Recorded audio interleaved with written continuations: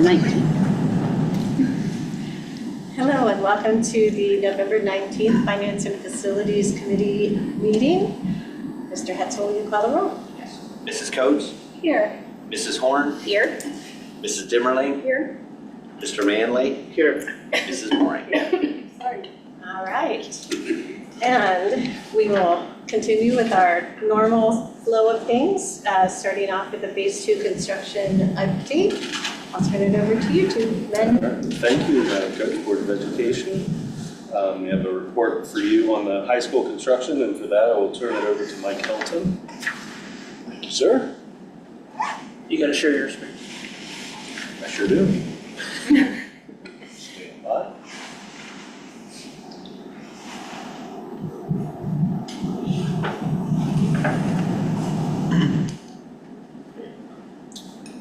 Disappeared on it. Oh.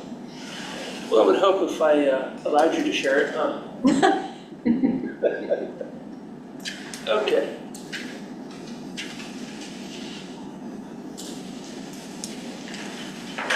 It's going to be magic. In a minute or two, we're going to have beautiful pictures up here. Despite our technical difficulties, we are ready. It's okay, we're good. All right, perfect, thank you very much. So I'll go through my slides as I typically do. I will try to keep it brief. I know you have a long evening tonight, so I'll just kind of stroll through them real quick. The first photo is the northwest corner of the building. That's the admin office that you're looking at. The front entrance would be to the right of that, past that, just to kind of give you an idea where I was standing and where the building sits. And then number 2 is our famous courtyard. Metal panels in this view are completed. We've kind of stopped for a minute to let the concrete, since we had some good dry days through the recent weeks, not recent days. I've got a lot of the concrete poured in the courtyard area, but the metal panels look incredibly beautiful with the windows, and it's pretty cool. Then number 3 is I always like that. The academic wing photo, but this time I've got that opening above the main entrance. So then the picture number 1 is to the left. Just kind of put it in perspective. Today there's glass in those large openings above those entrances. Oh, really? So it's pretty incredible. And then picture number 4, I don't always get to this side of the building with photos, but that's looking east. So the existing building is to our right, looking toward the competition gym. So they didn't make it in that direction with the exterior painting before it rained, so things are a little muddy. We didn't want to track things up. So to date, it's not yet painted, but it will be. We've got plenty of time. Like we were talking in our OAC meeting today, Phil Miller, the general superintendent, did an incredible job of getting that contractor. Everybody thought it was too soon, getting him in early. Took advantage of the weather. Now, what would you say, 95% of the building is painted? Yeah, the second coat, ready to go. Right, so what has to finish next spring, let it go, That's less, in the scheme of things, that's a lot less work in the spring that we're looking at for the exterior of the building. So good move on his part, as always. Kick me if I go too long, because these are some pretty cool pictures. So picture number 1, I'm looking south into the first floor, the second floor, and the third floor of the exterior wall. So my back is up against the black box, excuse me, thank you very much. Just give you a perspective of where I am. So the entrance is to the right, and that's just a cool picture, just to get, capture, all the work going on in the first, second, and third floor, and get that view. And then number 2 is probably my second favorite of the evening, and that's looking on the east side, looking back toward the main entrance. Again, so you've got your Performing Arts Center on the right-hand side, the black box just beyond that, and then obviously the academic wing on the left-hand side. So again, just, progress is moving. I overheard the superintendent for the drywall company, he's pushing. He's waiting for somebody to kind of handcuff him because he's pushing, but that's what we need. That's what we use drywall contractors for, frame it, because the electricians follow, with roughing in the walls, and then the plumbers can rough in the walls. So it's kind of cool that, and I hate to bring his name up again, but Phil Miller uses that tactic of pushing the drywall contractor, and he's got his cooperation to get, it just keeps the momentum of the job going so well, and you can tell. Picture number 3, that's looking into the kitchen, that's the newly installed fume hood. So again, to have something this early in the game installed, so, and another point of this, you don't see any ductwork above, because they want to come in and they want to do an inspection before you install the duct above. So they'll x-ray it for welds, and they'll run the steel duct above the fume hood, and they'll x-ray that again.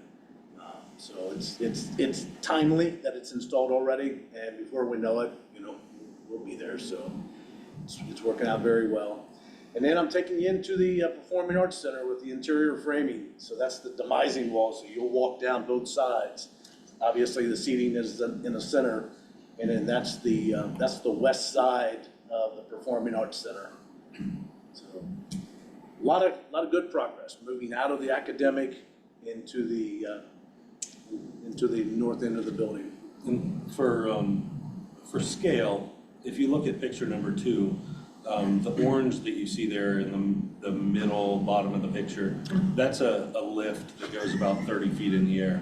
So that's how large that corridor and that hallway is. Wow, that's really. So this is pretty monumental, because it's, pretty soon we're gonna stop talking about the aerial photos because everything is white. I always talk about, the silvers, the metal decking, and it turns white when the roof's completed. And, we're pretty much there. They're working on the coping that goes on the top of the wall, kind of that transition between the exterior facade and the roof membrane.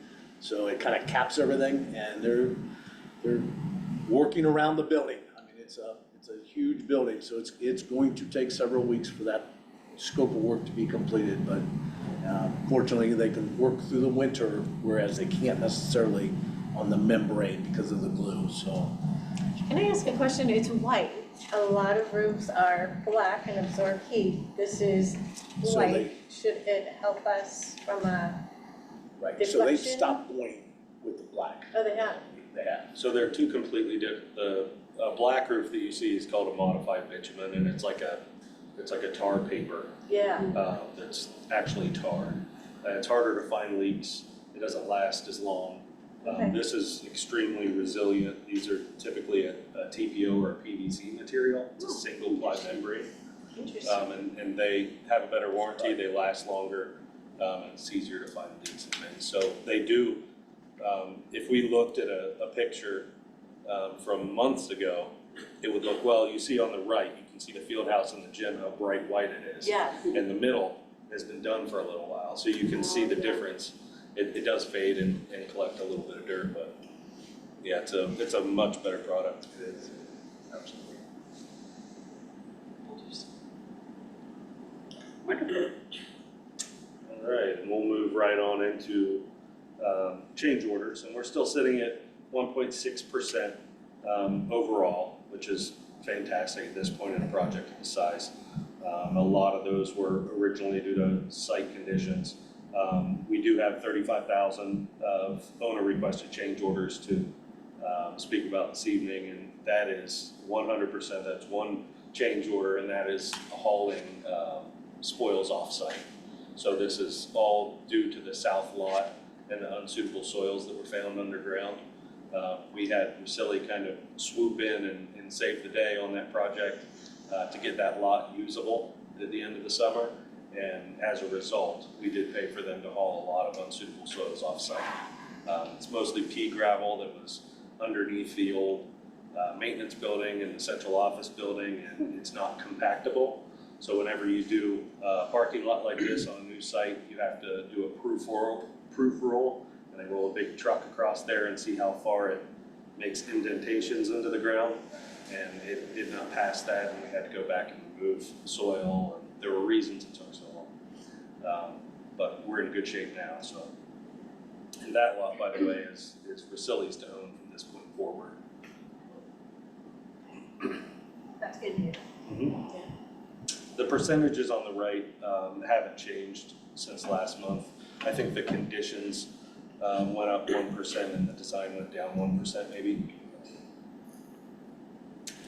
And next I'm going to get into the first glimpse of the fiscal year 25 PI project list. And this is subject to change. Can you make that bigger? Yeah, the reason it looks so small, and I will make it bigger on the next presentation, is because I included the right half of this, which typically isn't included, the project schedule. Yeah. And the reason I did that is to emphasize that these projects are more than just the construction period. There's a long design period, there's a bidding and a proposal period, and then there's board approval, and then the construction actually starts. And a lot of people, when they see a project, they think it's when the guys show up on site and start the project. So I just wanted to lay out the whole timeline of what a project actually consists of. Good. So, but I will shrink that down so it's more legible in future presentations. So as you see, the first blue section is site improvements. And there are a number of those, and we have since added a few more to this. And the next section is general construction, which are things like bollards and interior improvements. We have a changing station that we added in a restroom. And then we have in purple technology improvements, which you heard Matt Blackwell, our awesome director of technology, talk about that at our last board workshop, and that's going to be a great improvement for the district, replacing our phone system.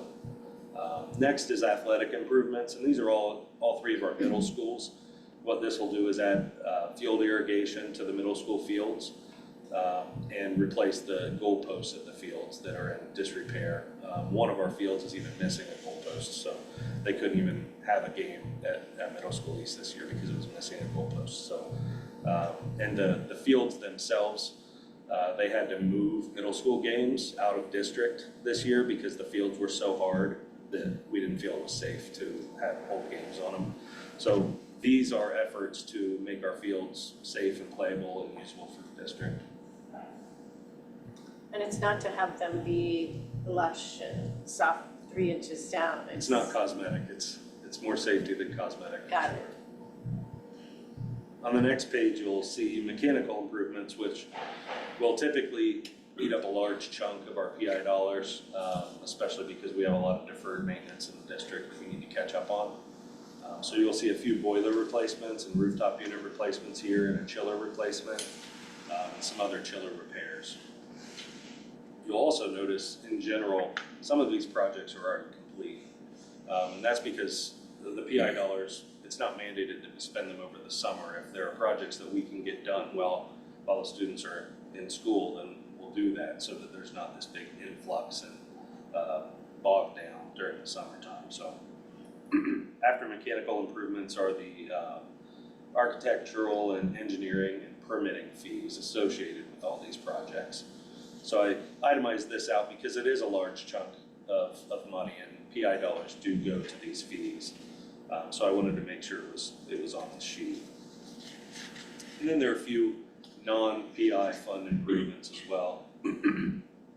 There was a mini split system added for cooling in a dry storage room in one of our elementary schools because it was very, very hot in there, and we didn't feel it was a good environment for dry food storage for our kids, so we added some cooling in that room. We're working on a traffic mitigation issue that we have at Middle School East with the city of Gahanna, and that one is coming out of the 004 fund because it was part of the addition that we put on Middle School East, so it's coming out of that fund. And there are also 2 vans for transportation that came out of our general fund, and transportation budgeted for those earlier this year. And the next slide is just a PI breakdown.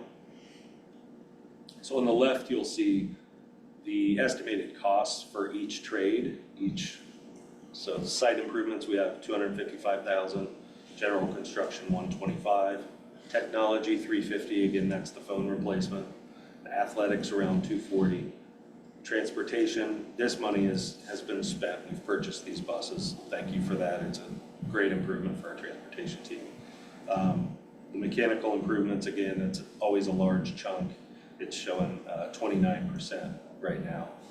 But that's great because those improvements typically last 10 to 20 years. So once we get those done, we can really catch up on other things. And then the permitting fees, which is about 8.2% of our PI dollars. So we have estimated 91% of our PI dollars for fiscal year 25. And then we have about 9%. Right now we're sitting at 4%. You'll see those updates next time. But for additional projects and contingencies as well. So we've talked about contingency. With the high school project, we like to see it around 5% is good. So I try to hold around 5% in PI dollars for the same reason. And that is all I have for you to see. Are there any questions? It's wonderful. Yeah, I know, I Thank like this Yes, I do breakdown. I like the breakdown. Great, thanks. I'll work on Understanding. the other slide for the next. But to your point, it's important that everybody understand what the process is and that there is a lead time of going through the design and approval. So Sure. it just didn't hop on a schedule to get done like within a month's time, Right. so. And a I lot thought of that is that- mandated. Right. A lot of it's Ohio Revised Code. Right. It's For the bidding ethical process. procurement for public entities, so. Any other questions? I did, on the first picture, on the first slide of pictures, when you talked about the courtyard, Yes, the only concrete is the sidewalk around the perimeter. correct. Okay, all right, I thought I heard more sidewalk was coming, and I just You know, was we just wanted curious to where get that that in would be. while the weather was working in our favor. As you can see, it's no Yeah. longer working in our Right. favor. Because Right. the inside's gonna be turf, right? Yes. Yeah, It's our Paul print. Right. was it all print? Okay, curious on that. Any other questions? It's great, Comments? thank you. Yeah, thank you. Very nice. Unless you were interested in our You know what, financial. I gotta go. On that So note, sorry. hold on, I gotta go. Okay, we'll let you do that. I'd love to stay. Fun. You guys are so much fun. Bye, thank Thanks, see you, you. Mike. Happy Thanksgiving. Happy Thanksgiving to you all. Thank you. Okay, so next up on our agenda is the monthly financial report. Mr. Hetzel. Good evening, everyone. Following up on the great construction update will be a summary of the October monthly financial report that includes some of the financial reporting on our Phase 2 construction project. Thank you. So kind of an overview table that we've been looking at to track all of our projects. We're very pleased that last month we paid over $10 million to Russilli. That included some equipment that we were looking for that's going to help us continue the project on time. And you can see that bumps our overall completion or percent paid at 50% on the project. So we're progressing right along on schedule, and overall, we're paid about 60% of our overall Phase 2 construction project funds. If you were to look at the master column on that sheet right there, you're going to see the top number is $267 million. And what that does is that's taking our bond dollars that we generated and it's adding to actual booked interest earnings.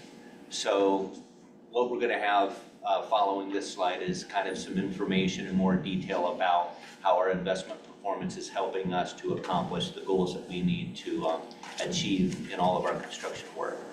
So we applied $13.335 million in interest earnings to the budget. So you see that on top. We've maintained our contract with Russilli, and you see that GMP pre-con cost row right there at 212. Approved change orders, pretty flat. As Kevin mentioned, it was only $30-some thousand last month. We'd be ecstatic if it was always like that, no pressure. And then we have our overall CMR cost and our owner's cost. At the bottom, it has now grown to $8.96 million in owner contingency. And so that gives us a little bit of breathing room there to know that we can handle any unforeseen condition on the high school project and hopefully position ourselves to do other things with any balance of dollars that we have. At the bottom, we also have our month-end cash. So when you look at our cash balance in the bond and comps funds at over $112 million, and you look that we've paid $154 million, you can see that that balances and puts us over that 267. So we're strong financially from all sides.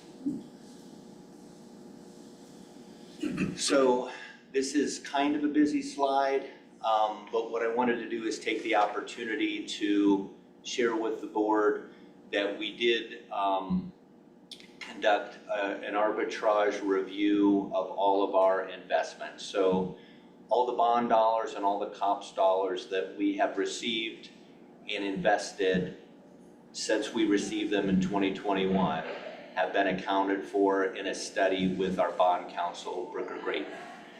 And in doing that, what we were really testing for is to say, how much money can we earn on these dollars? And there are rules that go along with the bond dollars that we receive. We're only allowed to earn so much money. So when this all started during COVID, there was not really a concern at all of earning too much money because the markets were really down. But since then, they have recovered, and there's an opportunity with some conservative investments that we're allowed to invest in to actually earn money on those dollars. So what we are doing is evaluating our ability to earn, to say let's invest them in a way along with meeting all of our cash flow requirements or drawdown to make sure we can make our payments every month, to put a plan together that allows us to earn as much as possible. So there are two little columns there in the middle, one that says bonds and one that says COPS. And what they're kind of showing you is it's a summary of a lengthy study. Behind it is pages of kind of account transaction activity that's been reviewed. But that little diagram on the front is basically stating that we can earn so much money in bonds and so much money in COPS for two different reporting periods.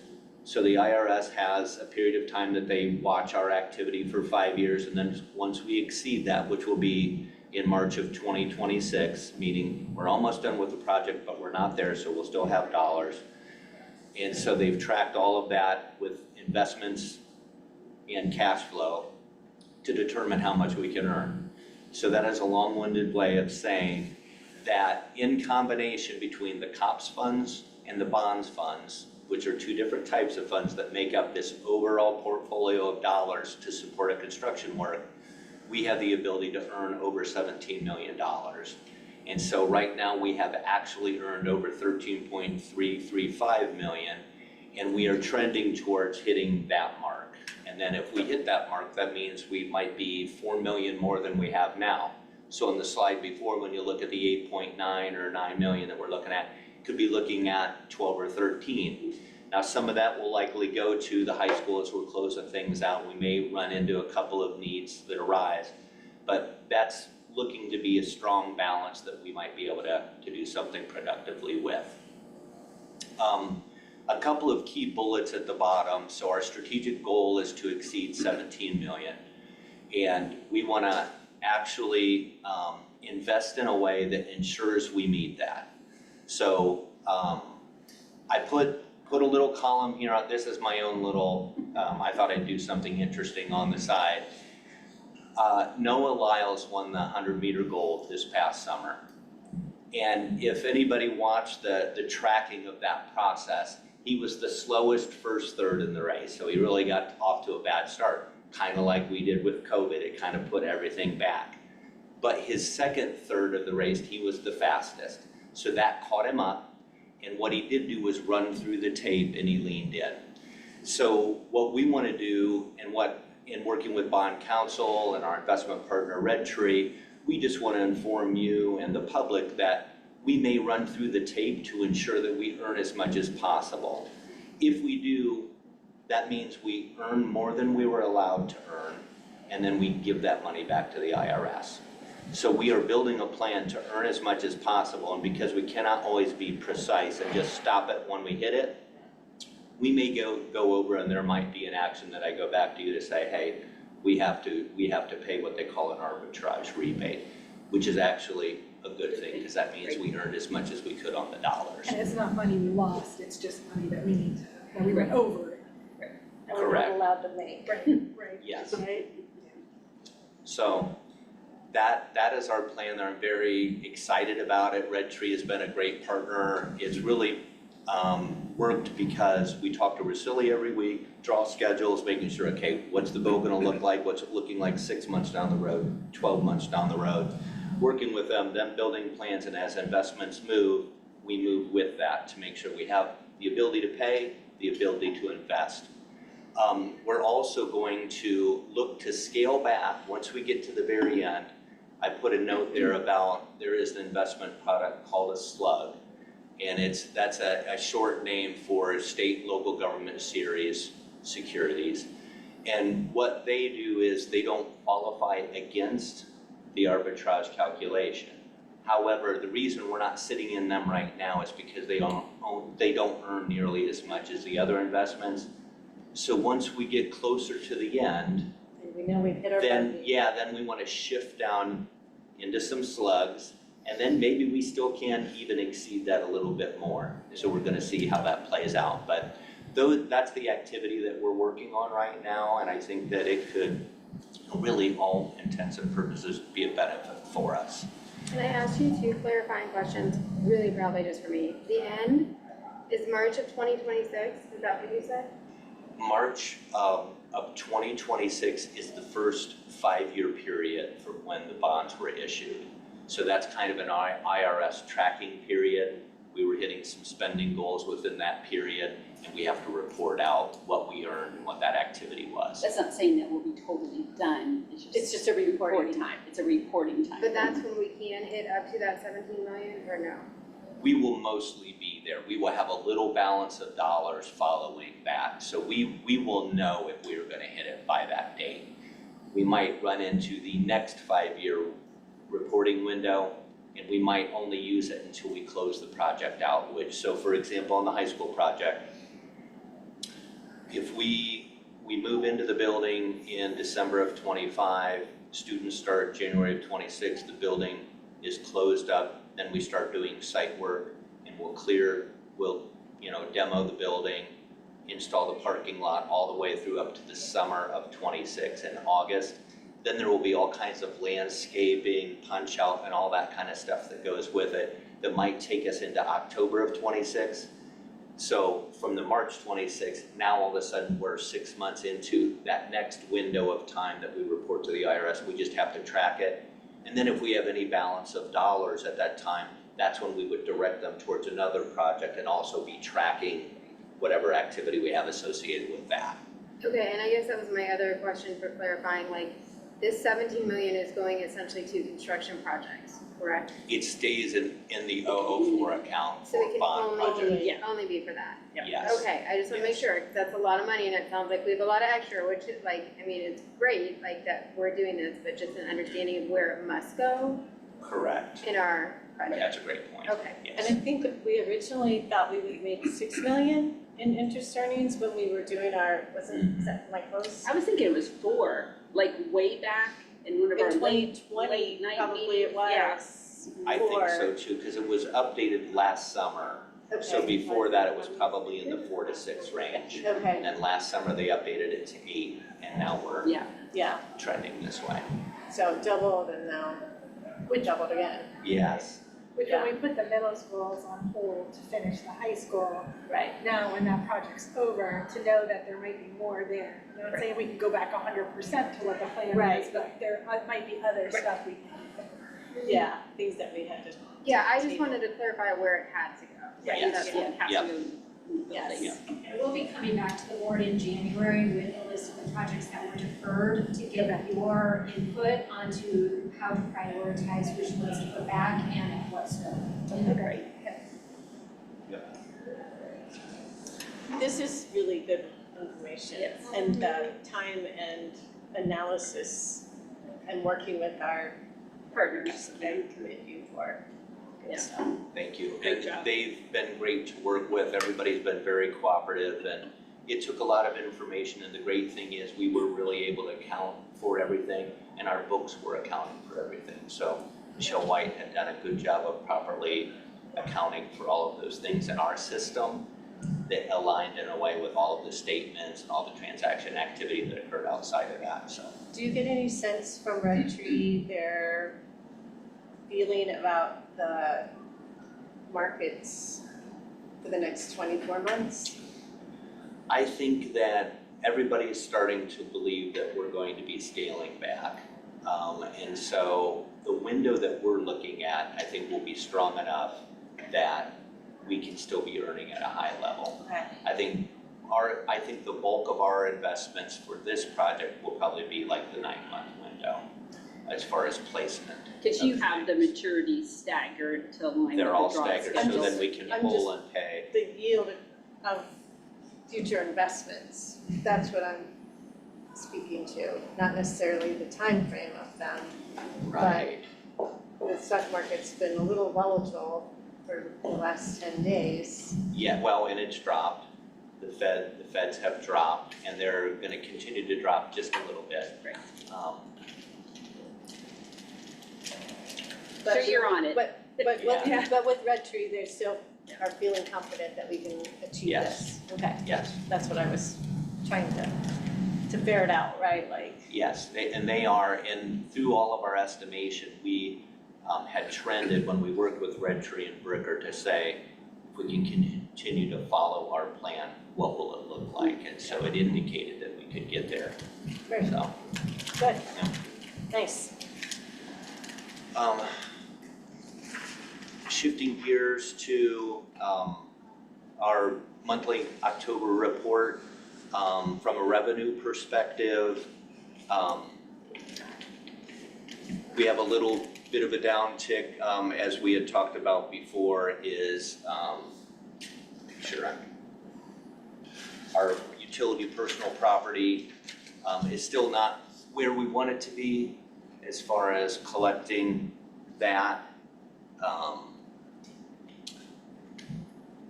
It's still AEP and Still, Columbia yeah. Gas? Mhm. Okay, Yes, yes. On the other side of this, we talk about investment earnings, we're talking about that happening in our 004 fund, in our 001 fund. We are also able to invest dollars in a similar fashion. And so I'll talk a little bit more about that in the 5-year forecast presentation, that I know everybody is very excited about. It'll be coming up soon. But that is a reflection of that performing very well and that we're able to earn over $300,000 in a month, as that adds up over the course of the fiscal year as well. And overall, we're less than 2% below projections. but the So state unrestricted number is still coming in lower. it is. Our state aid is coming in lower even than what was forecasted in May because of the adjustments that have occurred. And I'll speak to that. We've got an illustration for that in the 5-year forecast presentation as well that kind of makes a little more, it makes as much sense of it as it can when you actually extend the numbers to reflect on what the impact is to us. But still within 2% of projections, so good, Yes. good work, right? Thank you. So far, yeah, that at least keeps us on track. We know where our cash balances are. You know, those are the things that are really important. From an expense perspective, payroll was the one thing that we really wanted to keep our eye on, only because we had all new contracts and we wanted to make sure everything was properly accounted for. And we tested the October payroll against September and everything was great and consistent. So that is now tracking in a consistent fashion. So we know where we stand there. As we put right now in the yellow column, everything is the May forecast. So when we do the November forecast, the next report I do in December will have our newest forecast that we adopt this month. So that will be more in line with what we're seeing happening now. And then in addition to that, the same thing, our expenses are tracking at about 2% of our estimates as well. For the month. For the month, yes, for the month. Still under 5. Overall, about 4%. So last month it was pretty consistent with what we had forecasted.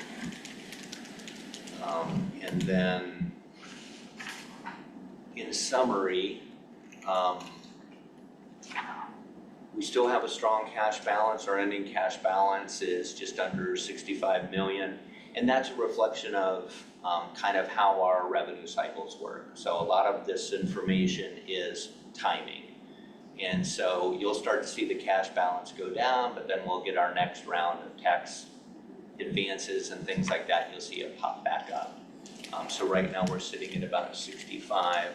This last month is a little bit different because our forecast was to receive revenue that we actually received last month. So we actually got it earlier. So again, timing is the key.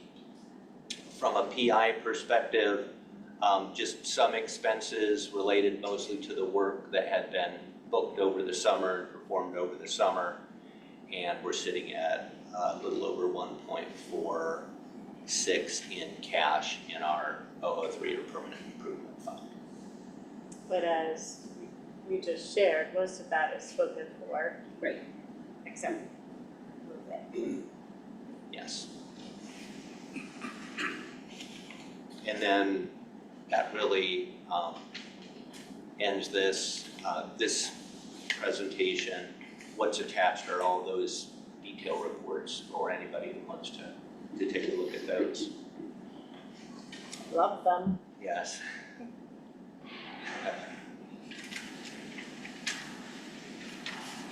And then the next one, and they are very interactive because that report, while it's a monthly report, it's also a fiscal year report. And all the things that are reflected in there are also part of what makes up this 5-year forecast. So what we have now is, Can I just ask a question? Would you Yes. like to cover the other Oh, I'm financial sorry. items Yes. first and then go into the, or we can do it the No, other way. other but financial items, so it's it might something make that it we, more yes, sense. it will flow better. Okay. So we have a few items on here. In the past, we have put items like this on the regular board meeting for your approval. Finance and Facility Committee discussed, you know, this seems to be appropriate to put this kind of activity on the Finance and Facility reporting piece. So what we've done is added some of those pieces that you will see on the board agenda on Thursday for today's meeting, just so that we're kind of warmed up and we can talk about them. So one of the items that we talked about is it's fund-to-fund transfers. Make sure I'm following the order properly. So I've got fund-to-fund transfers, appropriations, donations, and then any other items. And so that will be a consistent agenda item into the future. So we discussed this briefly. The fund-to-fund transfers, what we have on here is from the 003 to the 002 fund for the tax anticipation notes. So that's actually a transfer, not an appropriation. So that one, we're gonna follow up and clarify and make sure we're on schedule for that. But all indication from our end is that we pay for the tax anticipation notes, and I think this is the last one that we'll make on it. So that will help our PI fund into the future, so we won't be repaying debt on that. And then we have a general fund transfer to our bond retirement fund, 002 of 1.45. And the only thing that gets paid from the general fund are non-voted debt Correct. Yes. types. So the Learning Center debt, Bleachers. we had bleachers, we had a couple other things, but any, like the bond and that all would come from 004, permanent improvement from 003. So those all make Yep. sense to me. Okay. And then the appropriations are just small adjustments from different taking from general fund into accounts for student activities. So for example, field trips at Goshen Lane, they're raising that amount. They generate dollars from different sources to fund that. The same with tournament fund, that athletics collects revenue and then they put it in that fund, and that's what they use in this case to, for events and activities that they have, they can spend out of that 300 account with that. So this is, we kind of respond to these appropriations when needed. So once somebody's raised money or they've got their purpose set, that's when we set the account up for them to use. Yeah. And then you'll see donations, which are great, and we have such tremendous activity when it comes to this. Christine and William Heilman for our Exceptional Students Club, #1. GJPS, or the Gahanna Jefferson Education Foundation, they also made a donation of $1,300 to the Exceptional Students Club #2. Anthony and Christine White, $1,650 to the ESS classroom, and I think they routinely make donations, which is wonderful. We have Mrs. Mooring making a donation for the Lions Locker Shop with a Cop. Also had another anonymous donation to support that. JGEF also, for the high school, a mini iPad purchase. There's a donation there. And then we've got Jennifer Bricker York for the Washington DC trip for $150 that we appreciate. Costco has donated a middle school East Veterans Day breakfast. And then we have Blackbaud that, consistently gives as needed, which is all greatly appreciated. For a total of $4,385.19. On the Blackbaud, they will give you the person's name for that, right? I don't know what the Because sources you are. can log into it. You should have an account that you can log into, and it would actually tell you the person that donated. What is the Blackbaud Fund? It's like It's a a clearinghouse. It's like a clearinghouse. So like, I know my son-in-law works for Bread Financial, but if you give a donation, the donation comes through to you from Blackbaud, but it's Oh, really, it's just the servicer. yeah, it's just a servicer. So So they really aren't, they shouldn't be getting an Right. IRS letter. so the person that actually submitted it into the clearinghouse is in that report. They just have to give you a login so that you Yes. can log into Blackbaud and you'd be able to actually give the person's name. Okay, That I will do really that. get- Yeah. I will follow up on Yeah. that then, so that way we can get Yeah. to the source. That makes sense. But last year, I forget when, it was before you were our CFO. The Lions Locker, anything that was like donations made electronically weren't getting captured here. And so I didn't know if that got worked out. It eventually did for last year, I just didn't know if it was, I can follow yeah, up. it might be a typo. Falling off the. So we've got those two here, but I'll see electronic donations. I'm old fashioned, I give it to. Yeah, I think what shows up is only the checks. I I'll don't know talk to where the Lisa. electronic, yeah. Heber does a tremendous job of tracking things. She'll probably be familiar with that, She'll and then probably we'll see remember if we this came can up find last out. year, Yeah. Okay, I will look into Which that. then you saying that you did give a check makes me Mhm. think that. Yeah. That's not electronic, yeah, that makes sense. And then we've got just a then and now associated with some of the cell site work.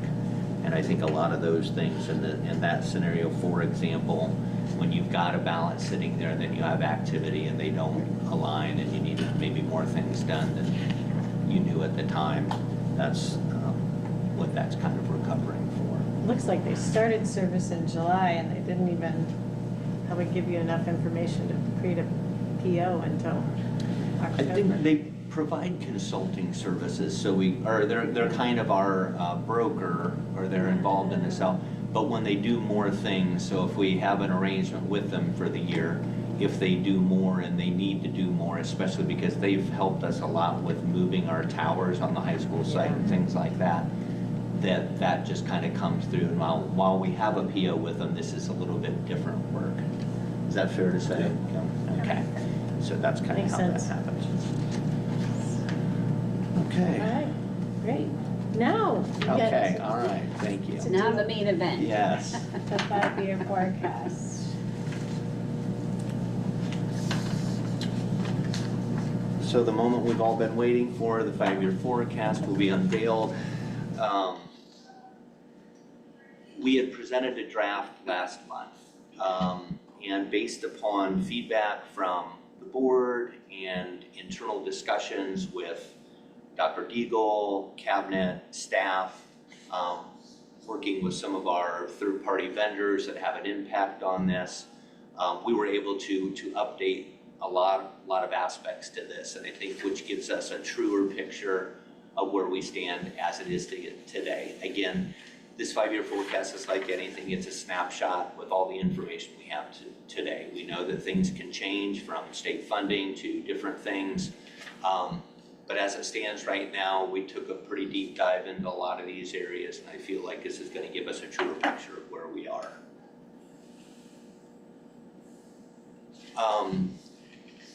So, as mentioned before, it was a draft presentation in October.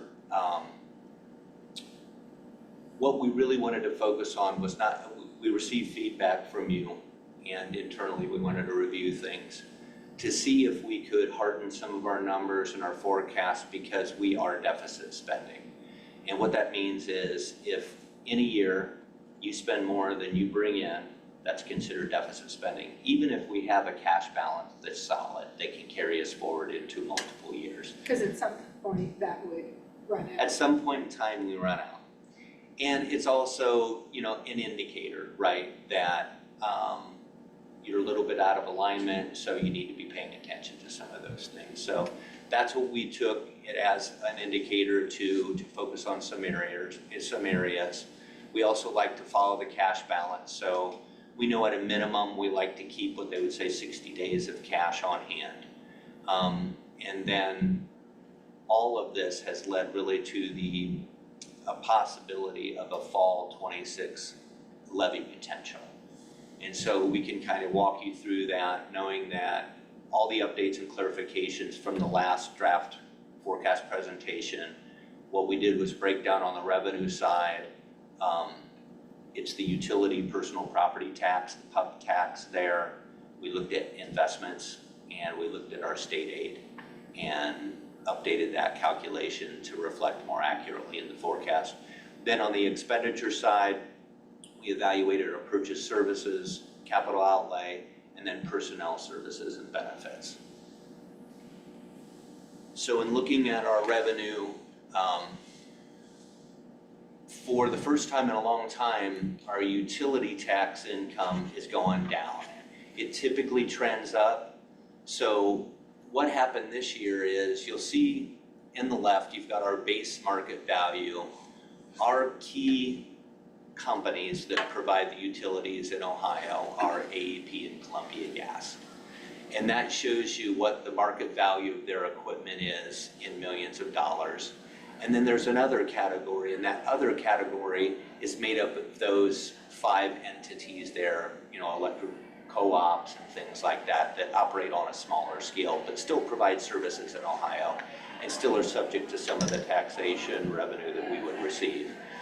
So working with Franklin County Auditor, I asked the question, so it looks like that's down. Can you provide more information on that? So She did provide information to me. And what we saw was in the past, if you look at on the bottom at the right, you're gonna see appraisal values or assessed values of the utility property in column in 2021, then in 2022, and then in 2023. But what happened in 2023 is the actual utility requested that appraisal value be reduced. So what happened was it was accepted and reduced. So that made a negative impact on our revenue. Because we had used the higher revenue to project, right? We had used what the trend rate was to project, yes. And so they were successful in having that assessment reduced. And then, so the net effect of that is that we actually are receiving less than what we actually received last year. Who makes that decision to them about reducing? So the way I would only compare it to how we handle that. So when there's an appraisal done by the auditor, and then there's a contention to it by the landowner, and then there's an appraisal done, a third party will kind of evaluate it and create whatever that new assessed value is. So we receive that from the auditor. We can only presume that that's followed that process and they're agreeable to it. So that's not anything we get. It's a very political answer. We don't get to participate in that at all. Yeah. We don't challenge that. We don't have the ability to do that. I think it was done at the state government level, Yeah. wasn't it? Yeah. So that is one thing that has hit us from, especially when you think of not just reducing, but when you expected it to be more, Yeah. that's a much bigger spread on what our forecast was. So that's an actual reduction of 332 in our forecast. So we're gonna keep a close eye on it. There's a possible true up that could appear in sometime this year yet that would indicate somebody lagged and paid late, or some other factors that could have created that reduced number. But as it stands right now, it's looking like that's gonna be lower, and then that trend's at a lower level in our forecast too. So it went from 77 million to 81 million in 22 to 91, Yes, and then they backed it off to 86. So yes, we're still up a little, but they haven't paid us what was due this fiscal year, Yes. or last fiscal year, right? yes, So- there is a lag in that payment. Yeah. Mhm. And who knows if we'll get it, that got negotiated out. There's no definite deadline that they need to pay something? Well, they can be delinquent in their payments just like anybody else. Okay. So that's part of it. And the good thing is that, you know, they are typically very, very good about that. And it does affect many entities. So this isn't a unique one-off scenario with our district. It's Southwestern, it's Dublin, it's everywhere, you know, it's dealing with the same scenario. And that was the beauty of working through this with Chris Moore and the treasurer network that I talked to, is they are all kind of seeing some of the same activity. So, Thank you for the explanation. Are we paid the same rate, or is there any compensation for the timeline? we would be paid whatever the values are that we're eligible to We don't get late receive. fees. Right, yeah, there's no, Okay. yeah. And it's not like, sometimes things, if they don't pay them, it creates a lien. Well, there's not many people who are gonna buy utility properties, right? So sadly. Yeah. So the next slide is, from the revenue perspective, an upside is the same opportunity that we have in our bond funds, we're taking in our general fund dollars. We work with Meter on that group, that is our investment partner from the general fund perspective. And we knew that the feds were meeting, we knew with the election, there was a lot of activity going on, and had put together a strategy that allowed us to capture or restructure our investments for a little over 2 years to gain about 1.1 million in earnings. So that is built into this forecast as well. So as you can see, last year at this time, we were sitting in that portfolio of earning about 2.82, and now we should yield well over 3.6, which that generates that much more. So when you deal with some of these larger monies over time frames, it can accumulate a lot for us. So Hopefully we don't have a lot of healthcare, pharmacy, medically related commercial paper, because they will. well, what we know that we have locked them in, non-callable, Good. everything is booked, and Still doesn't affect the yield though. what I saw on the last that we bought was over 4.1, 4.2, that we're able to secure. Great. So that was good. I think President Coates and I were talking, you know, a lot of times when people talk about investments, they think of risks. We are really locking into secured fixed instruments so that we're not dealing with downturns in the market and things like that. We're just trying to lock in fixed rates that we know that we can count on getting returns on, so.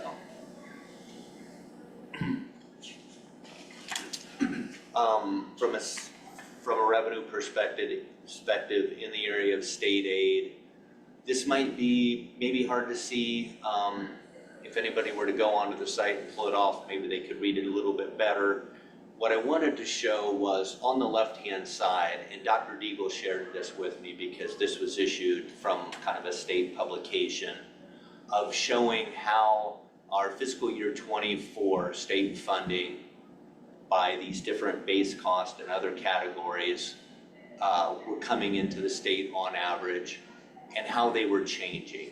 So now you see fiscal year 24 to fiscal year 25, and you see these red deductions. A lot of that, it's indicated in that small print where they actually say it's due to local property values and income levels. So if you have higher property values and income levels, you're likely to receive less money. And they tell you that right in that document. When you blow it up to the right in the blue bubble or framed version, this is where we are. We're phasing into this new fair school funding formula. And in that formula, again, it shows you the offset. So from fiscal year 24 to fiscal year 25, you can see this difference. So what I wanted to show you is just, for example, the first line is called base cost. That's kind of your primary driver of funding. It's $147.60 less per student. If you take that number times the end of October, our enrollment count, that's 1.248 million less.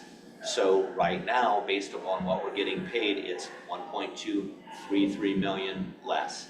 So I would say it's very close, and where it would vary is some other line item we get more or less for, you know, based upon what our student needs are and what we qualify for. So that's a pretty clear picture of receiving less, and then we forecast that into the upcoming years. And so that has created a pretty big deficit for us to work with, which has created some of our feelings like why we probably will, in this forecast, need another levy. And earlier than we thought, because we were hoping to push to 27. Right. Right. And some of the OSBA learning sessions I attended, there doesn't seem to be a clear explanation as to why they're doing less when the base cost is from a couple of years ago versus current base cost. Has that changed at all? Have they provided an explanation as to why not current base cost? Like Well, that seems to me like that would be the fair thing to do. It would. I think that my understanding is they had, and I think Dr. Deagle might know too, we had heard that maybe 2021 or 2022 income data had been used most recently. So it's still not 2024 data, so it's still lagging 2 or 3 years behind. So, But I they guess- should, if they're gonna make a change, they'll make it in the next budget change, which would be June of next year, you would hope. And make a adjustment to base cost. In the learning session I was in, they seemed puzzled why they didn't make the adjustment this year. Right. and that is, Yeah. Because they adjusted the revenue. Right, that was Right. They exactly. had no hurry, no delay in doing Right. that. Right. Yeah. And I think that, and Dr. Fleeter is who, I think in the session that you Right. attended Yeah. was the presenter, and I think he's recognized as an expert in that field. We have the slideshow and it's extensive. Like you said, there's a lot of activity there that it's hard to determine clarity on where we're going to be into the future from that. But think about this line item, it's 1.2 million in 1 year, over the 5-year forecast, it's 4.8 million. Yes. Right. Almost $5 million impact, Yes. Yeah, that's huge. it really is. What did Dr. Fleeter say was the last time they did adjust the inputs? Because I'm hearing conflicting things, like Cliff said, we've heard 21, 22, but then I've heard not since 2017. I think the biggest adjustment, if I'm remembering correctly, and I'll have to look back at my notes to confirm with you, but I think there was an adjustment in 17, but then 2020, 21 and 22, there was another one. Okay. I don't know if they felt that it was adjusted up properly in 21, 22. Okay, And maybe so- that's why they're still saying 17 was the last. Big adjustment. Big adjustment. True up. True up, yeah. Yes. But I'll look back at my notes and his slides are, I mean, it's basically his script.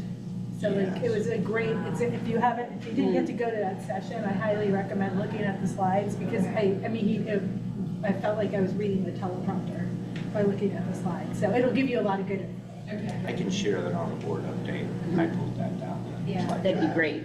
Yeah, that would be great. But just to like recap in a real like layman's terms, like we are losing $1.2 million from the state.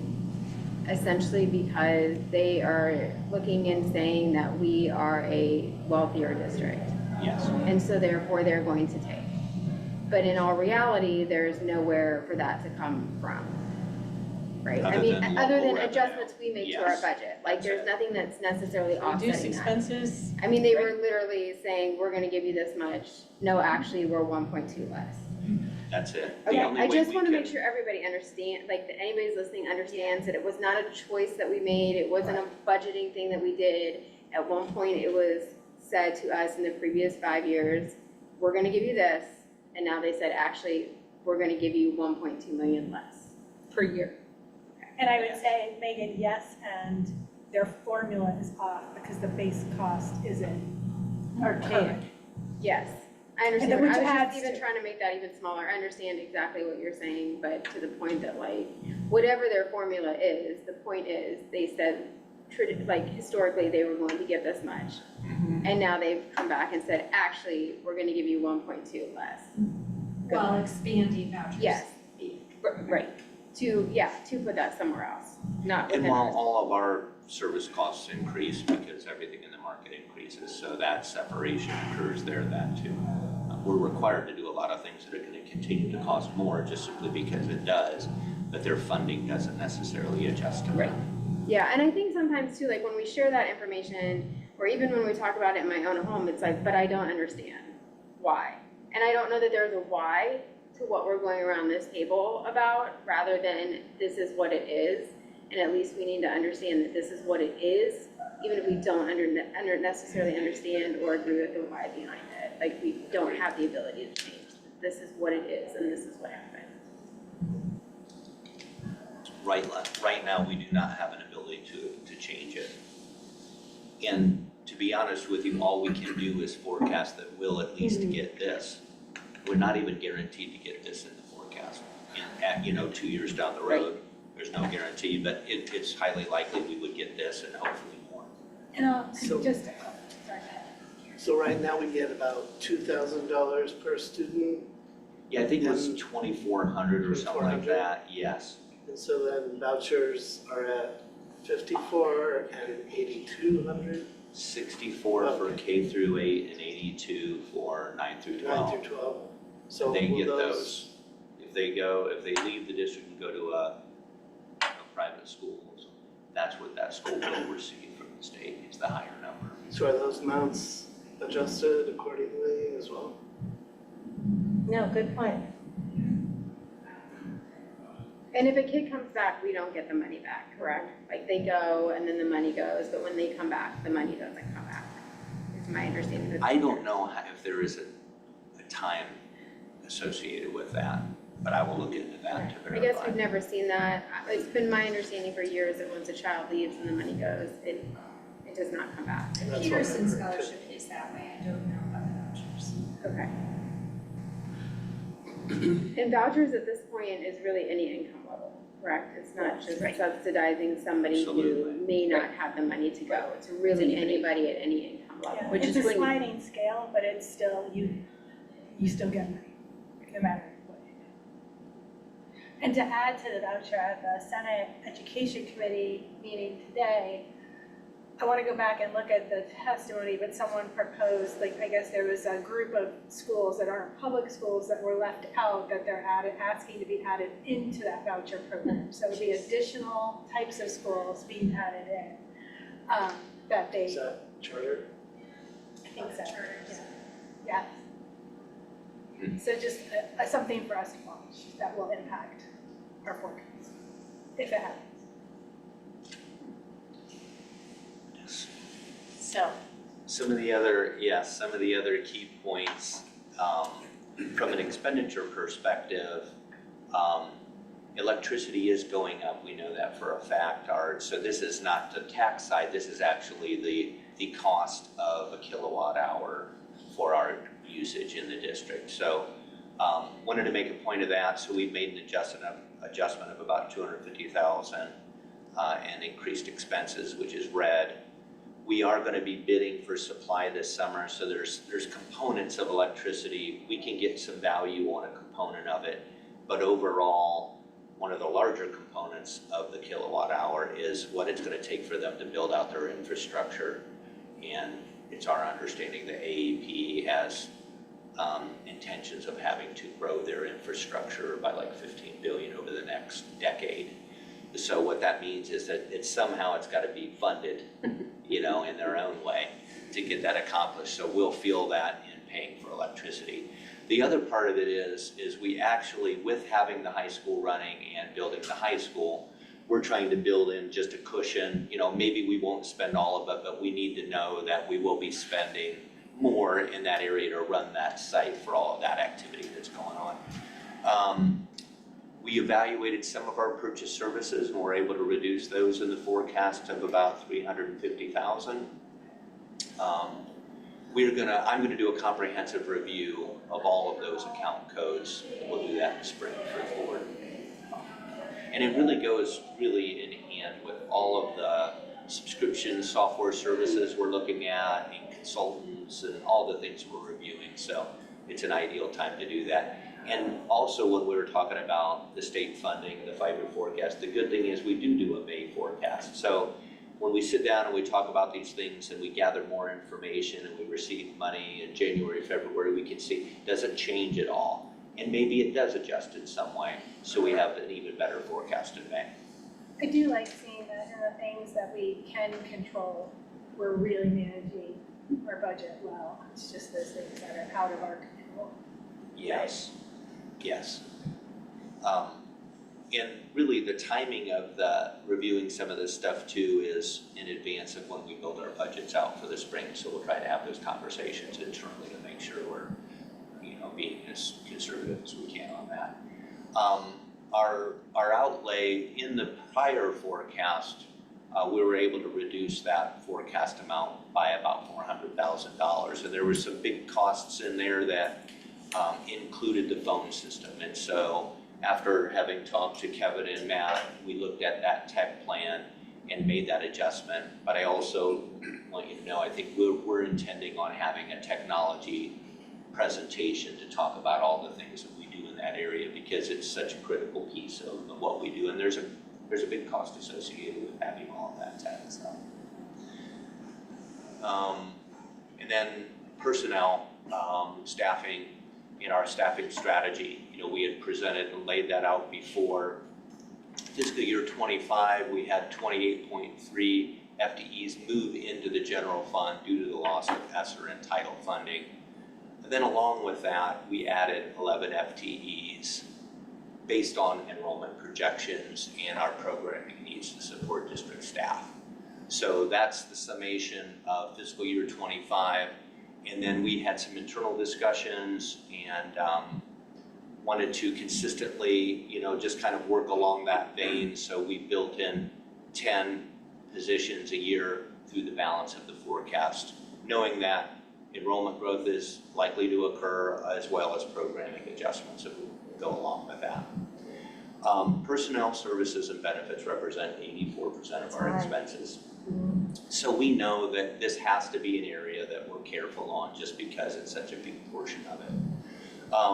Another area that we modeled this, an expenditure reduction of 1.8 split partially in fiscal year 25 and then partially in fiscal year 26, resulting from premium credits for the medical insurance program of 1.94. So just kind of modeling what that could make as an impact, setting aside $4.2 million in reserve for our medical insurance fund for upcoming renewal, funding options, strategies, things that we want to do with that. So overall, that represents about a $3.8 million reduction from the last forecast that we presented.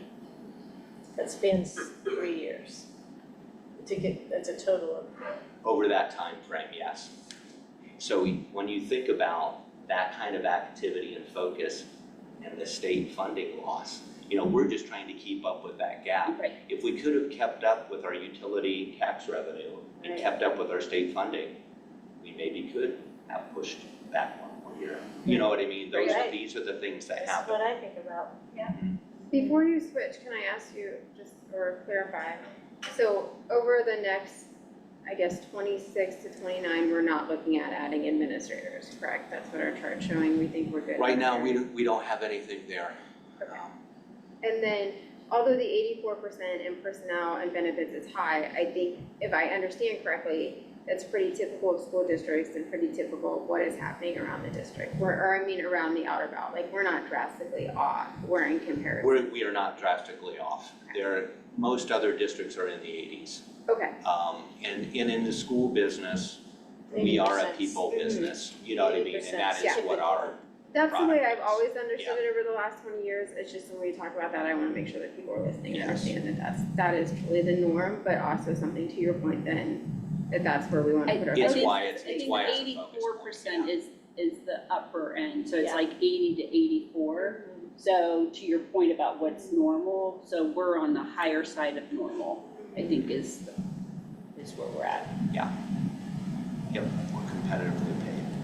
Excuse me. Going I back think to can we finish first? Okay. Thank you. And then what we have here in the end is kind of a summary. And what you see here is the adjustment in our cash balance is forecasted to end a little bit above 51 million in 25. It still is above in 26 at 44.5. And then in 27, it's at 30 million. And then once we roll in and we've got about 75 2 days cash or that pays for 75 days of operation. After fiscal year 27, that's where you see us kind of break through that threshold and then we start driving down our numbers. So that's that point because of the timing of collecting revenue, tax revenue. If you were to think about fiscal year 27 being when we know that we're starting to get to a point where we're hitting a deficit, to be able to collect in that year is when you would want to start to do it to maintain that consistent collection. You're only collecting half Correct. of the higher amount in that year. Yes, Right, yes, so you so it have to takes a cut long it down, time. right? You kind of have to do it, not when you need it, a little bit before so that you can have it when you need it. Yeah. Yeah. And then you'll see then in 29 how we actually hit a deficit. But a lot of these adjustments, while we've lost, are still up on what was an earlier deficit. By making some of these adjustments early in the plan, Right. that helps us.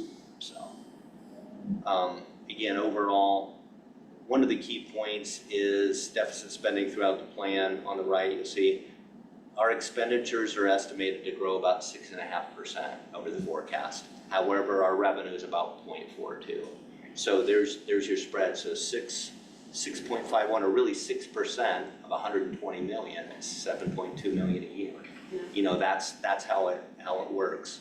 And then state funding is down, and we're gonna keep a close eye on everything, and hoping to have even more specifics for our May forecast, a better understanding of some things. So I think we all have a great working relationship. We have meetings, finance and facility committee meetings. As you run into people and you go to, learning sessions and things like that, if you have any questions or ideas or information, let me know. And we're gonna start making this more and more our 5-year forecast. So. I think the more we can get the conversation out there about levies, I ran into a neighbor the other day who didn't understand levies and was asking me really good questions. He was under the thought process that if a school district had to do a levy, it's because they weren't managing their money well. And so I was able to explain to him the why behind the levy, that it's an operating levy, the reason why there's cost adjustments, why school districts, you always hear about levies at each election. And I also hope he's watching, I also encouraged him to pay attention to our 5-year forecast in this finance and facilities meeting, because I told him a lot of good information was going to be shared. But it would be good for all of us to know that there's still confusion about building levy, operating levy, and why every school district in Ohio that we could speak to has an operating levy at some point. And I think that's a great point, Mrs. Coates. Even how we present this, we're trying to summarize lots of transactional activity that occurs. That's why I think we're really gonna push for a popular annual financial report that's finance focused. We're working with Eric Starkey in the communications department to clarify those kinds of points. So I think we're gonna take even all of this kind of activity and how do we make sense of it to share to people, the different types of buckets that we receive money in, and what we're allowed to do with those buckets, and then what are the circumstances creating where we are right now and how we have to act and respond to that so that we can keep doing the great things that we're doing. So. And I think in my own head, it's helped me to think of them as levy cycles. Yeah. And the idea that when we just say a levy, to your point and to other people's point, it may sound like we ran out of money because we didn't do what we were supposed to. But I think if we start to think of them as levy cycles, and you just think of something as a cycle, like we have this much for this amount of time, and when that time comes up, then we will now need something again. To me, I think even that framework in my own mind makes so much more sense, just adding that cycle onto the end of the word levy, like we're going to get here. Every district is going to get here. This isn't something we did or didn't do in Gahanna. This is just essentially, the way in which, this process works. It may go back to that big question I said earlier as to why, that we don't have this amazing answer. We may not all like the answer, but it kind of is what it is.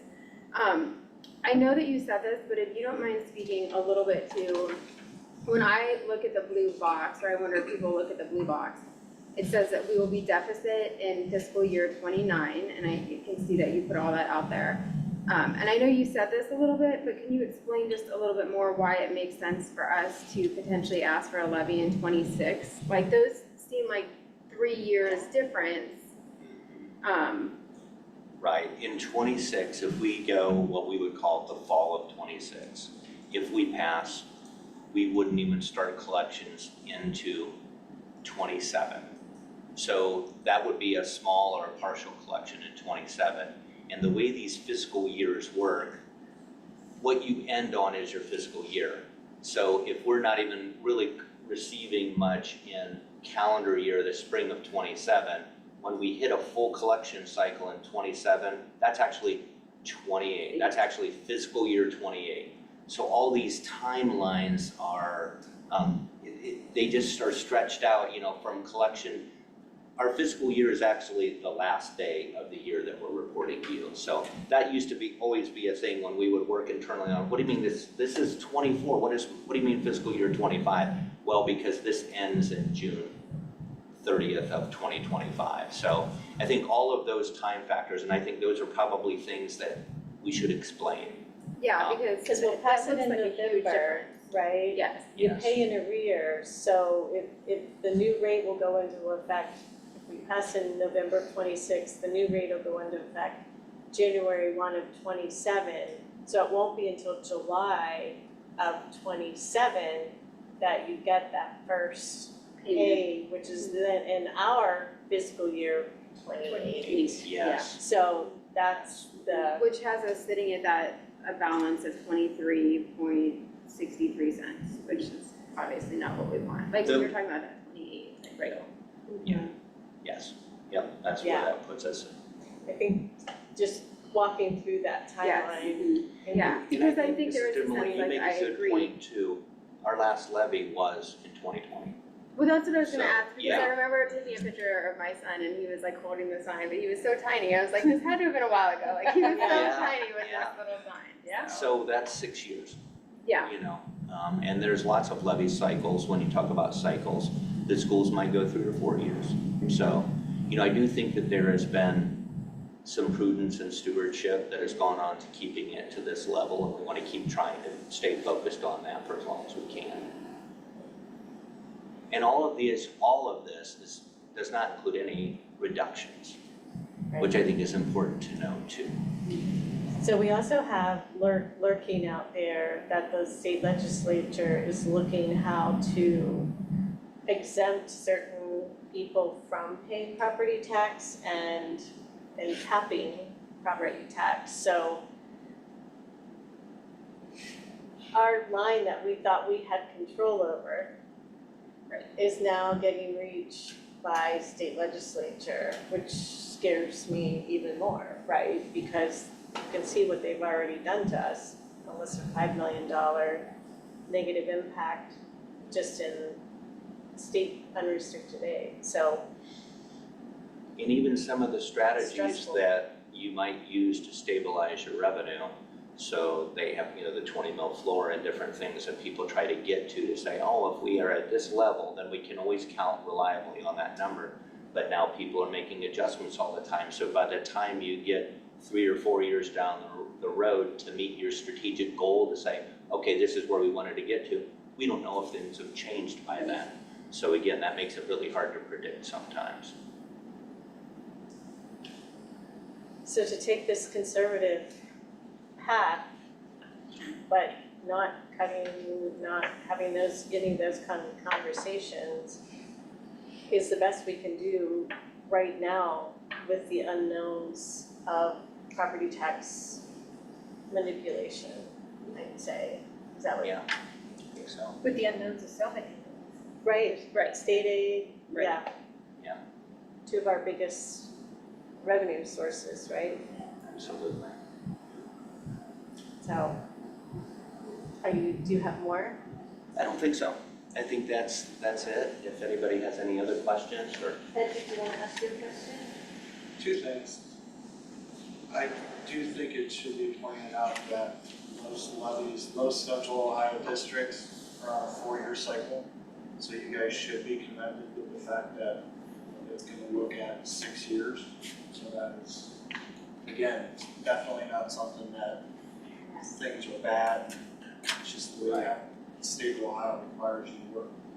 On that one sheet, when I was talking about the expenditure reduction of 1.8 million due to health insurance savings, is that what's been discussed at the 024 fund and the insurance committee? I don't want to say rebates, but because of the Yeah. savings. Those are what's on top of the 4.2 that we had discussed. That's how much in total we've received, is a little bit over 1.9. So when you want to say expenditure reduction, you're taking that and spending it on health insurance monthly. However we would do that sitting in the fund, that would be something that we could reduce the revenue burden with, because it's just sitting there. So it's just assigning it. Any more questions? Good job. Yeah. Everybody's comfortable with this being on the agenda for Thursday night? Yeah. As is? Good work. All right, thank you. And you too, I know Yeah. you had a big part in it. And your teams. Yes. Thank you. Okay. With that, do we have a motion to adjourn? So moved. And a second? I'll second. I know we can see. Who was the That is first? true. I'm allowed to do this. Okay. I know. I know, I've got it. Horn codes. Mrs. Horn, Yes. Mrs. Dimmerly, Yes. Mr. Manley, Yes. Mrs. Mooring, Yes. Mrs. Coates. Yes. Motion passes. Okay.